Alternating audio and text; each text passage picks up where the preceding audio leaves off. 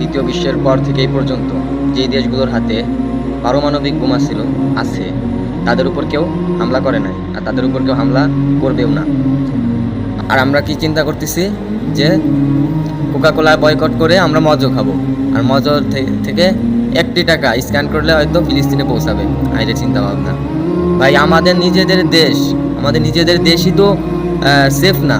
আবার কিছু আলেমুলামা মাশায়েখ ওনারা কি করতেছে যে ফিলিস্তিনে হামলা কেন, জাতিসংঘ জবাব চায়।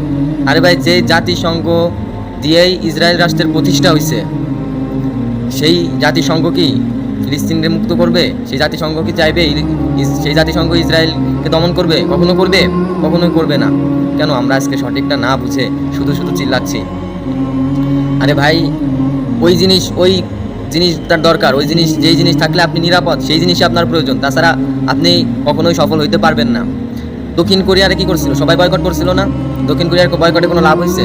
কোনো লাভ হয় নাই। দক্ষিণ কোরিয়া যেই জায়গা থাকার, সেই জায়গায় কিন্তু সেই স্থিরই আছে। দক্ষিণ কোরিয়ার মানুষ খাইতে পারে না, কিন্তু কিং জং উন কি করে? অ্যাটম বানায়।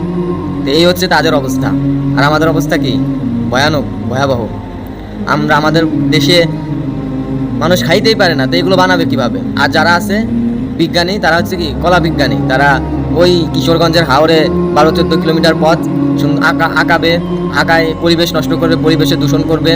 কুরবানির ঈদ আসলে বলবে গরু জবাই করে মারা। যারা বলে নবী, মানে যারা মাংসই খায় না, তারা তো শাকসবজি খায়, রাইট? তাহলে গাছেরই তো জীবন আছে, তারা গাছ জীবন মারতেছে না? গাছ তো মারতেছে, শাকসবজির জীবন আছে না? তো শাকসবজির জীবন নিয়ে নিচ্ছে তারা আবার এসে বলতেছে যে আমরা কেন এইগুলো করতেছি। তো আসলে ভাই, এইসব কলা বিজ্ঞানী এই যা কিছু আছে, এদেরকে দিয়ে কোনোদিন কোনো কিছু হবে না। আর কাজ করতে হবে আহলে সুন্নাহ ওয়াল জামাতকে।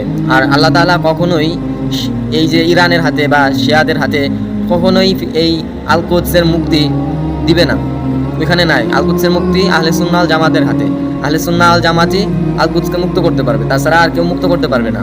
এরপরের যে বিষয়টি, সেটি হচ্ছে আমরা হয়তো অনেকে মনে করি যদি সৌদি আরব যদি ইসরায়েল আক্রমণ করতো, এটা সেটা এরকম অনেকেই ভাবি। তো সৌদি আরব কীভাবে আক্রমণ করবে ভাই? সৌদি আরব, হ্যাঁ, শস্ত্রের দিক দিয়ে বর্তমান পৃথিবীর 4র্থ রাষ্ট্র হচ্ছে সৌদি আরব। সৌদি আরব অস্ত্র আনে কাদের থেকে? আমেরিকার থেকে অস্ত্র আনে। তো আমেরিকা যখন অস্ত্রটা সৌদিকে বিক্রি করতেছে, তখন সেই অস্ত্রে সে কিভাবে অস্ত্র চালাবে, কোথায় অস্ত্র নিক্ষেপ করবে, সেটা তো আমেরিকার হাতেই থাকবে। আপনি চাইলেও পারবেন না। একটা মিসাইলে যে জিপিএস ট্র্যাক করে যেখানে ভূপাতিত করে বা ফেলে, যেটাই করে, ওইটা তো প্রথমে আমেরিকার আর্মি তারা চেক করার পরে তারপরে অন্য রাষ্ট্রে বিক্রি করে, তার আগে তো দেয় না। এখন সেই যন্ত্র, সেই মেশিনটা তো তাদের হাতে, সেই মেশিন তারা আপনাকে দিবে না।